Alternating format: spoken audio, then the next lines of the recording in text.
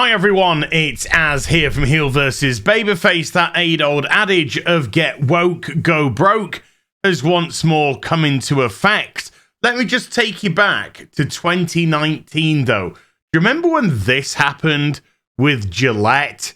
Yes, Gillette lost $8 billion in the quarter because they announced their new advertising campaign, which essentially told men to go F themselves, and they replaced them with all kinds of toxic messaging towards them and brought in some very inclusive members of the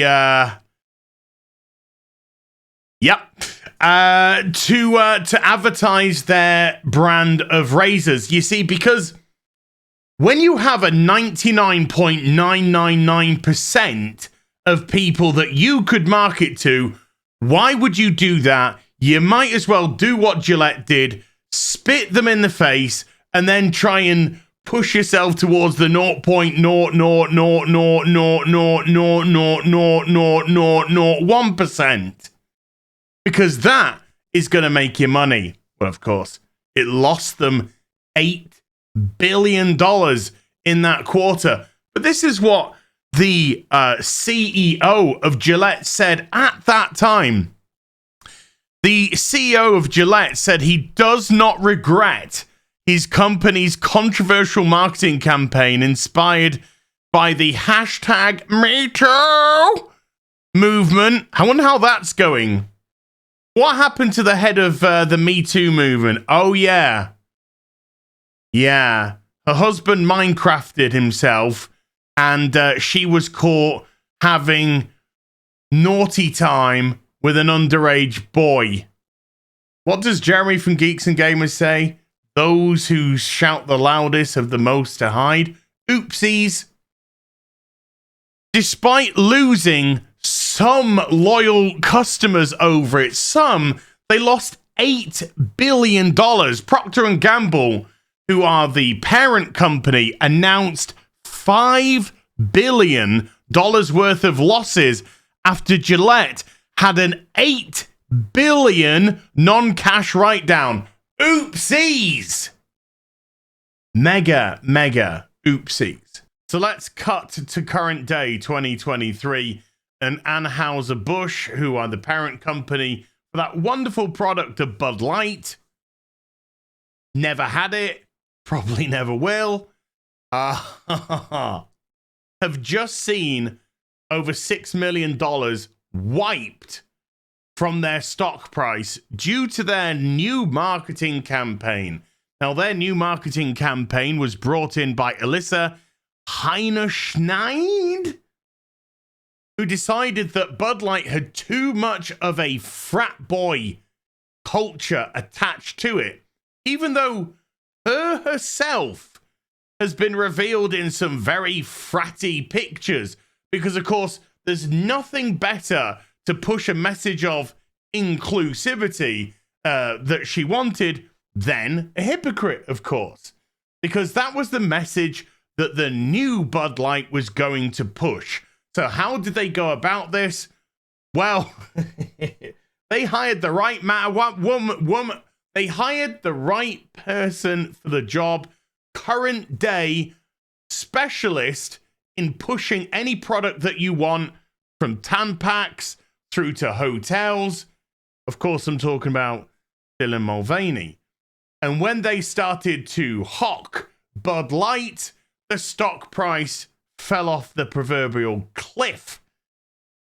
Now then, what do you do when you have seen such a sharp decrease? Do you hold fire and just see if things settle down? I mean, the stock price recovered a little bit and then it plummeted again, and then it recovered a little bit, but still billions have been wiped off from what it was before the marketing campaign was released. Well, yesterday I did a video, of course, about the Lego new campaign, which is trying to insert ideology to replace what Lego is known for and best for, which is imagination. And they even put the words, because these are ideological buzzwords, great way of starting a conversation. Now, anyone with a brain cell knows that there's no conversation to be had here. You're being dictated to. You're being told how it's going to be. There's no way that you can respond. If you decide to respond, what happens? Well, you get hit by a massive wall of censorship.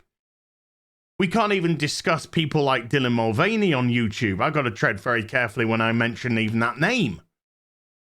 Because the powers that be and the amount of corporate sponsorship and backing that they have makes it almost impossible for us to have an adult conversation about what we think they actually are and their place right now, which we should be able to do. But even on social media and places like YouTube, unfortunately, not. But Anheuser-Busch decided that they wanted to make a statement as regards to the marketing campaign, having seen their stock plummet to the sum of over 6 billion wiped off. But do you think they apologized? Of course they didn't, because an apology means that you're accepting responsibility and blame for what you've done. And as I've said, this isn't a conversation you're being dictated to. So let's go through this, shall we? Our responsibility to America, says CEO Brendan Whitworth in this statement. As the CEO of a company founded in America's heartland more than 165 years ago, I am responsible for ensuring every customer feels proud of the beer we brew. By every customer, of course, it now means the inclusive side, because everyone else. We're honored to be part of the fabric of this country. Anheuser-Busch employs more than 18,000 people, and our independent distributors employ an additional 47,000 valued colleagues. Now, there was a video up, I don't know how authentic it was, it looked to be pretty authentic, where one of the salesmen who goes into the supermarkets, whatever, and stocks the Anheuser-Busch area was talking about how nobody is now buying Bud Light after their inclusive marketing campaign that they decided to push. And then he talked about, if they don't buy the beer, I can't feed my family and all that. That's the knock-on effect when you have these, 65,000 employees, be they direct or through another partner. And that's just the people you're employing, never mind the customers that are on the other end of that. But it looked like the VP just didn't even think about what they were doing.